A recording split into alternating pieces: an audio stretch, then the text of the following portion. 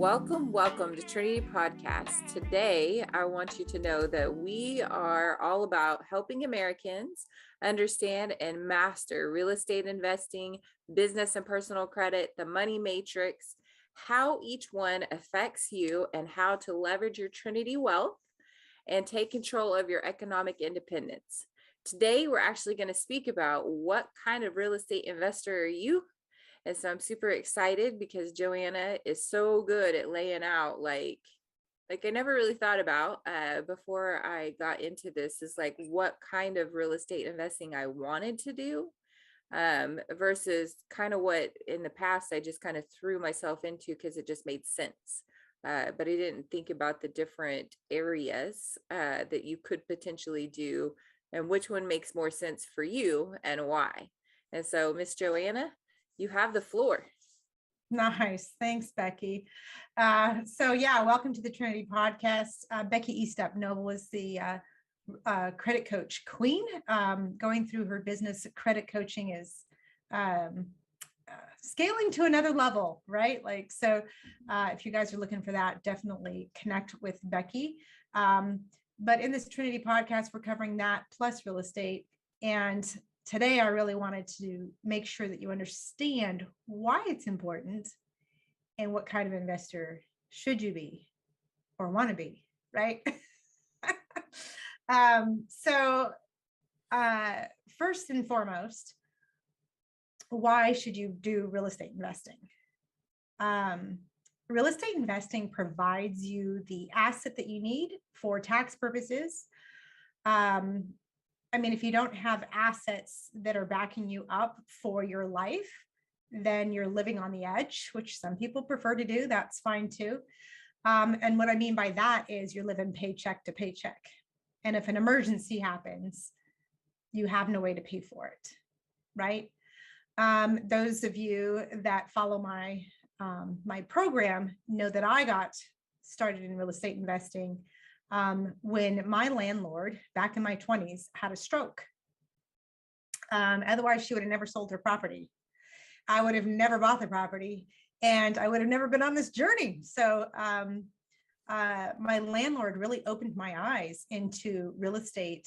And when I bought that property, my friend walked me through it. And I said, "You did what? It took you how long? You made how much? How do I do it? Can you tell me to do the same?" And she's like, "Absolutely." And so, that started my whole jaunt into the real estate investing world, real estate world, period. I learned so much in the past over 20 years.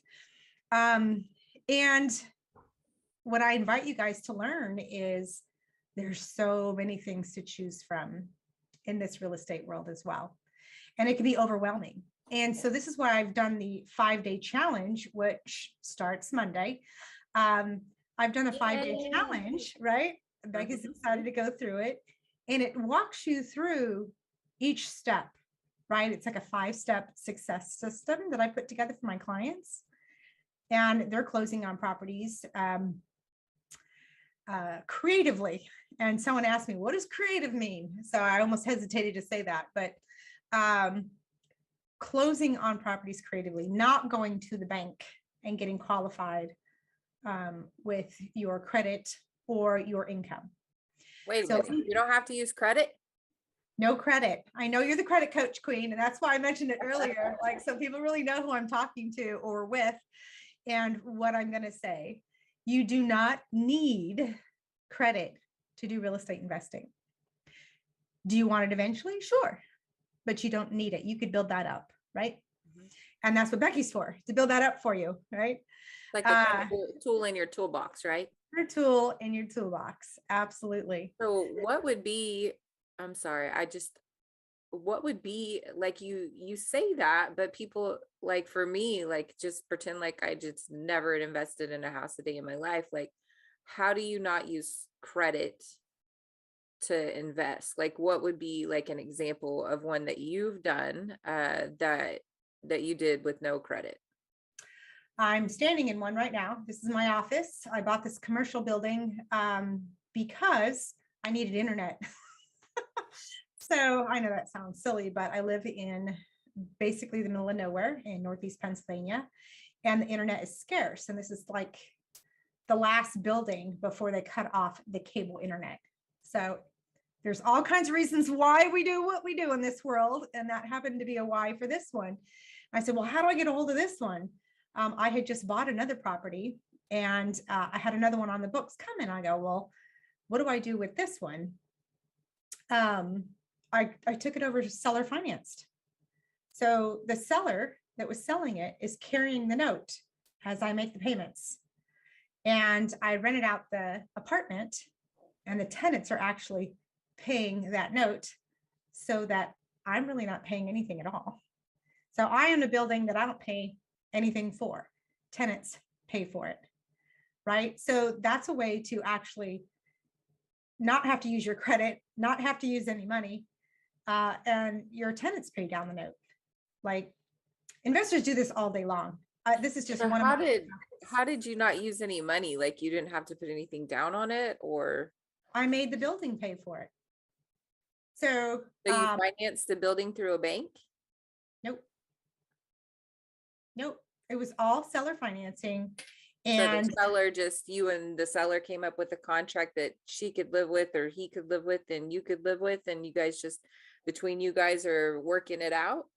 yeah, So and the equity, how many people actually do that? Like, that seems like a rare find to me. Is that not a rare thing? it's really not that rare at all.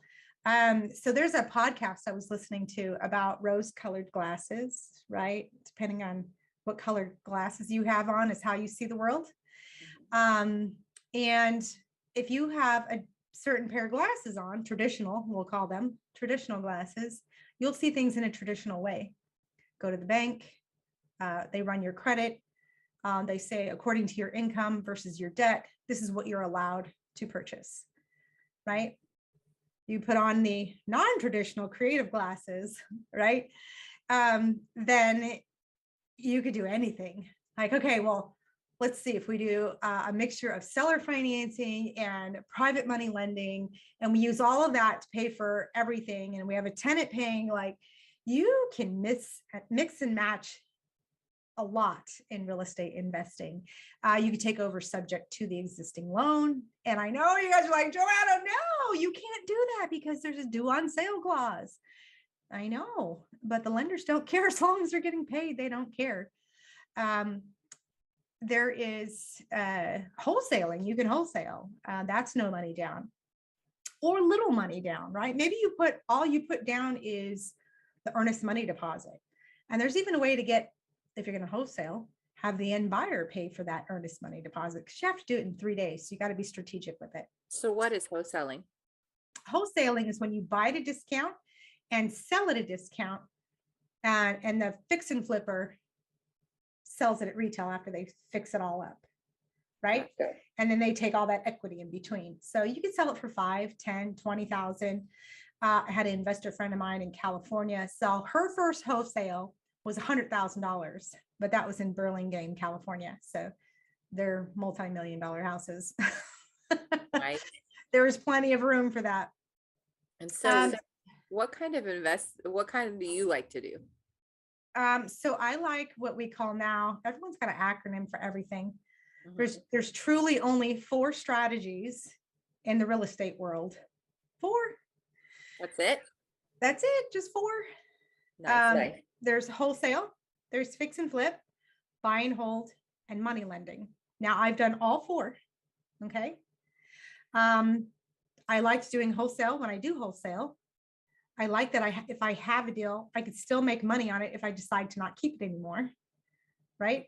Mhm. And this is what wholesale's been around forever. And some people are like, oh no, it's only been the last few years. No, that's the only time you just paid attention, right? Or they called it wholesale. And so investors that buy 15 properties at a time of the auction block, okay, they'll buy a whole bunch all at once because they get a huge discount, right? Buy in bulk, go to Costco, buy in bulk, you get a discount. And they go, I'm going to take this one, that one, and this one. And I think I'll sell Bob the rest, Bob and Cindy and Sally and so. can have some of the other properties that I don't want. And for $10,000 extra a piece, because they're still at a discount because he bought them on the auction block. So he got to cherry pick what he wanted, and then he wholesales off the rest. He has an end buyer list that we call. So you can totally do that. Totally fine.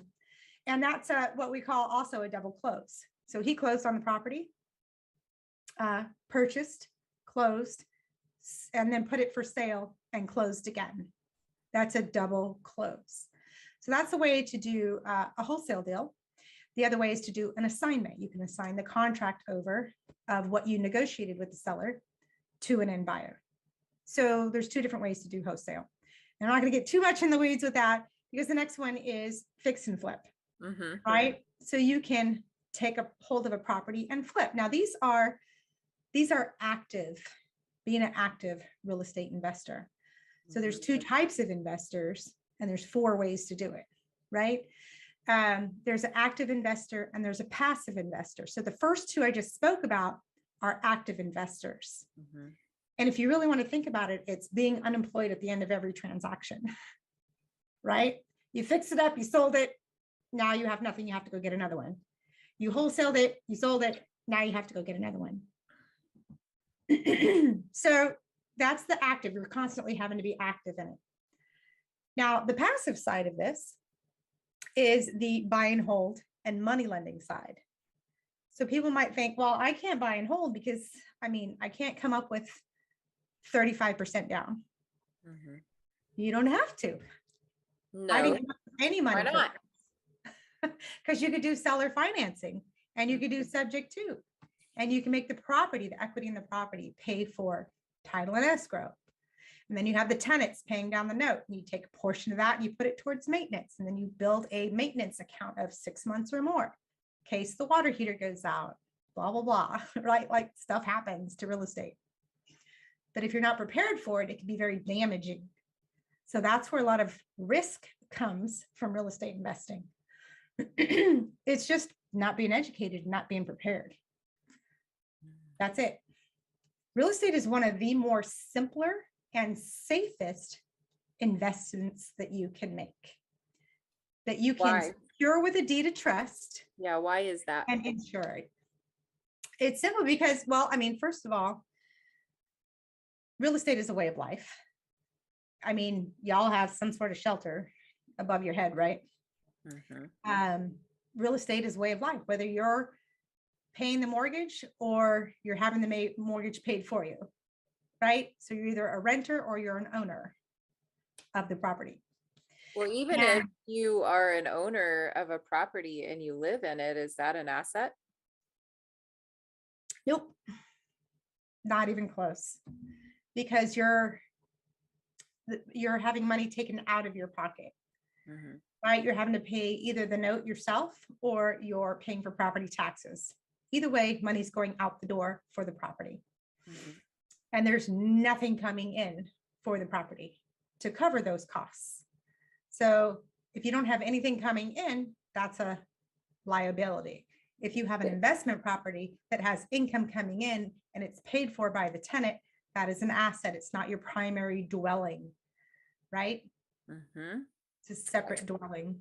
I may have known the answer to that just a little. I may have been asking for all of us. So that, make sure to comment below that like, hey, I'm getting something out of this and this is awesome. And thanks for like kind of deep diving into this talk, because I really want people to understand why we're doing this. And it's because we want people to really understand the assets is the only way that America is going to come out of this okay. This whole situation is learning about wealth building strategies so that you can help your family and beyond leave a legacy. And part of that is getting smarter here and doing it like the rich people do it.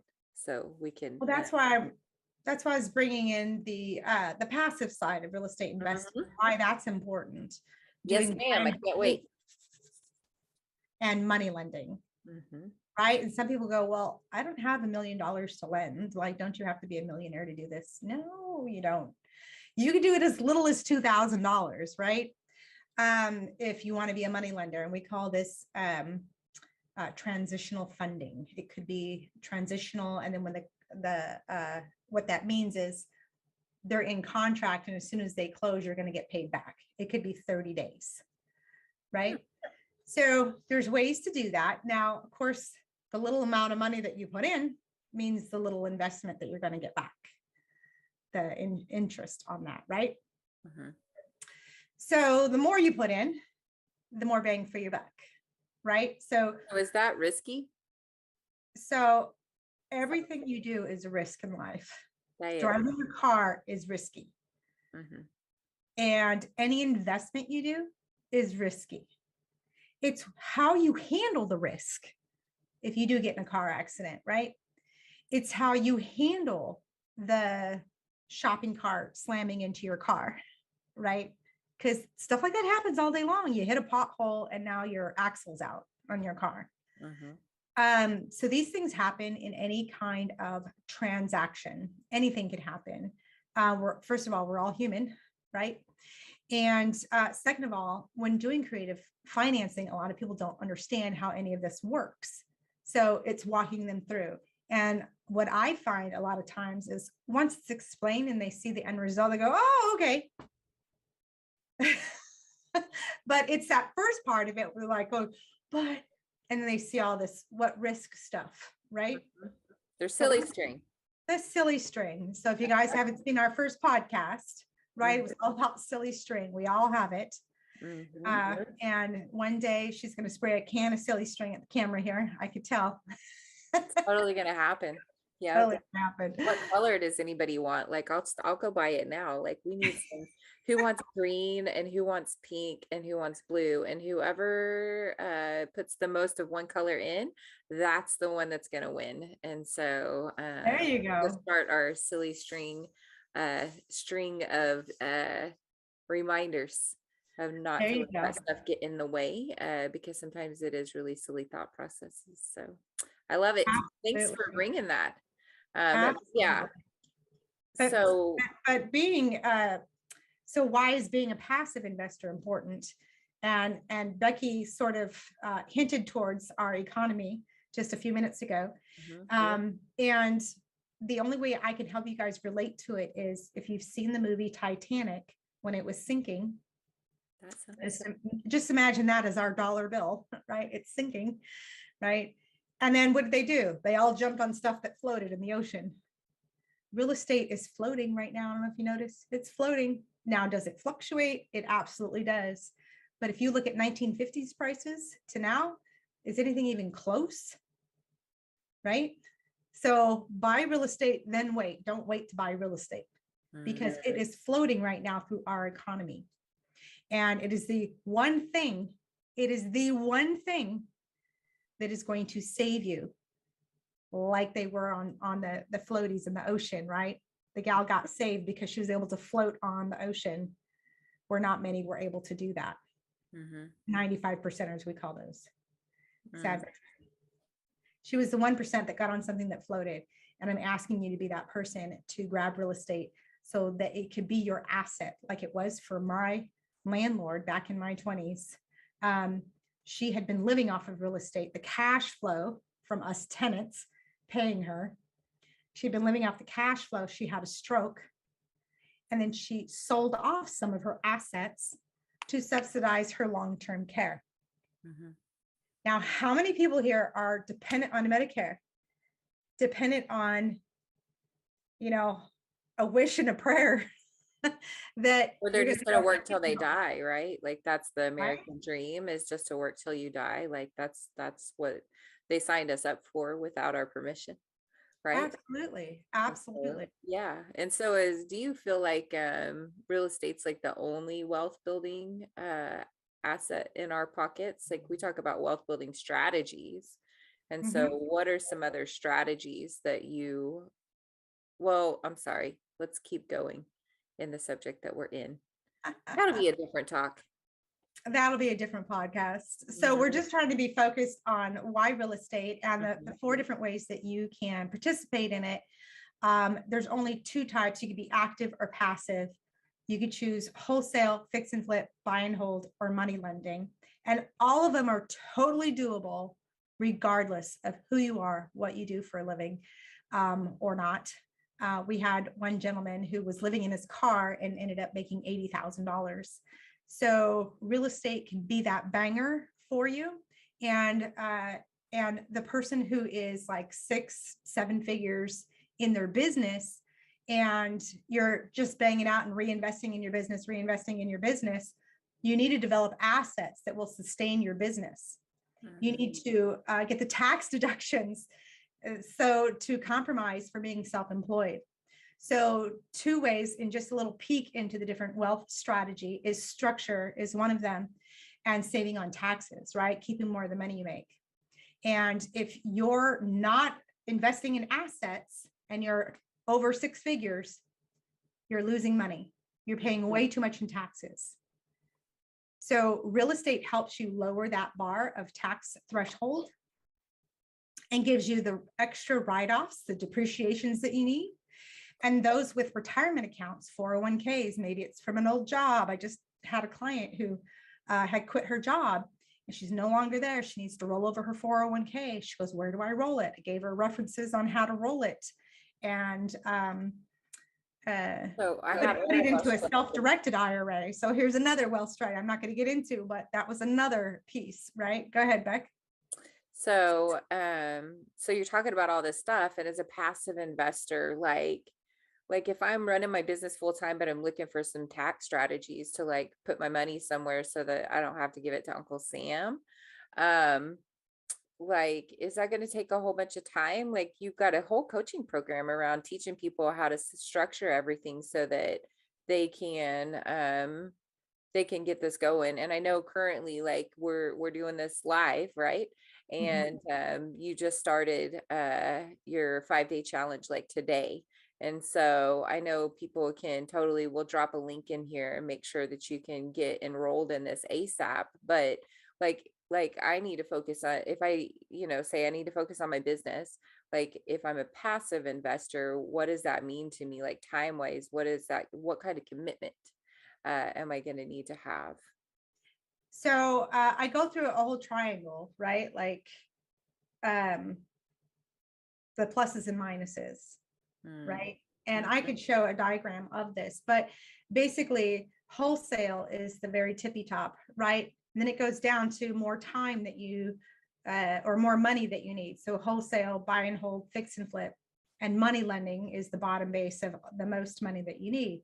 You flip that over, right, to time, and wholesale is the most time that you'll need. Fix and flip is time and money. Buy and hold is least amount of, or less time. And then money lending is like hardly any time whatsoever, and the biggest portion of money return on investment. So you could look at it those ways to figure out your time and money situation. Everyone's different. And that's why I offer a free consultation so that I can help map out a plan for you. Because that's the number one question I get is, that sounds great, Joanna, but how do I get started? Right. So, and I get it. It's totally confusing, which is why I do the 5-day challenge. And I invite everyone to go through it because you can see, oh my God, that's too much for me, or I'm going to do this much, right? Like you choose what you want to do. Some people want to be a real estate investor business. So they want to do this full time. Some people just want to be passive. They have a business and they just need to add assets. Well, you could just ask a realtor to go buy you a property, and hopefully they're educated enough to know some of the things I just talked about, but you're going to have to qualify. And this is where entrepreneurs come to me, is they've qualified, they've gotten a few properties, and now they're stuck. Their DTI is too high, debt to income ratio, and they can't put down another 35%. They don't qualify with the bank anymore. There's doctors that make, multi 6 figures that don't qualify with the bank. 800 credit score. They don't qualify with the bank. You have to know that there's creative ways in this world. And that's what I invite you guys. So someone who has no money, they're like, great, I can do this with no money, right? And then somebody who has a couple of properties and now they're maxed out and the bank's saying, no, you can't have any more. They're going to go, great, there's creative offers, creative ways to do this. So there's two different reasons why you're very happy about this conversation. Two different listeners at this juncture. But knowing that as an entrepreneur, someone who's multi six figures, I have a realtor in my program right now, multi six figures, who had to change her mindset of looking at it through investor eyes and not realtor eyes, because she's living commission check to commission check, right? And you live a certain lifestyle. I don't care how much money you make. We tend to always just be above broke. I don't care if you're making $1 million. We tend to just be above broke. So I don't care where you're at, you need to change it, which is why we concentrate on the money matrix. You'll hear some of our podcasts go over how money works and why you need this education to run it further so that you can beat the system. Because it's rigged against you guys. And real estate is one of the best ways to build your retirement plan, right? So you can retire when you desire. You don't have to wait till your golden years and then sit on the porch and do nothing. No, let's retire today and go follow our passions and have fun, have a life that's worth writing about, right? Instead of behind a computer. Come hang out on Treasure Beach with Joanna and I in our castle, like absolutely. Fun stuff. So hopefully this helps you guys to understand a little bit more about, first of all, why real estate investing and what kind of investor are you? Are you passive? Are you active? Do you want to be full-time, or you just want this to be something on the side that you build, right? So tax strategy. If you're looking for a tax strategy, I'm willing to just jump on the line. I'm not a CPA or anything like that. Willing to jump on the line with you and strategize with you on how that could work.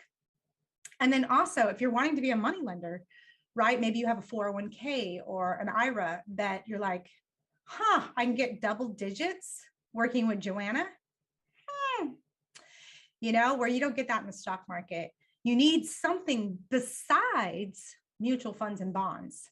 The stock market is not the only answer, nor is real estate. Okay. But real estate is the number one answer. And you ask any billionaires, I have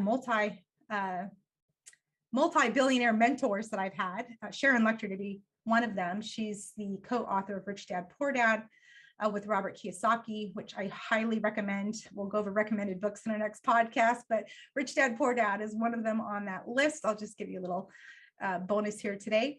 But she is, now she's someone who buys land to sock away her money because she makes too much money. And I even hate to say she makes too much money, but according to the IRS, she does. We can never make enough money, right? Like, what does too much money mean anyways? I think that's a very broke mindset to say. You should be able to make whatever money you want. And the way to keep more of the money you make are strategies like socking your money into land, because that's a liability. It's not an asset. There's not money coming into your pocket. It's going out of your pocket. So I can get deeply into all of that. Right. What's that? It's a complete tax write-off, though. It's a liability tax strategy. Write-off, right? And so then, anyway. It's a tax advantage, not necessarily a write-off. Yes. Right.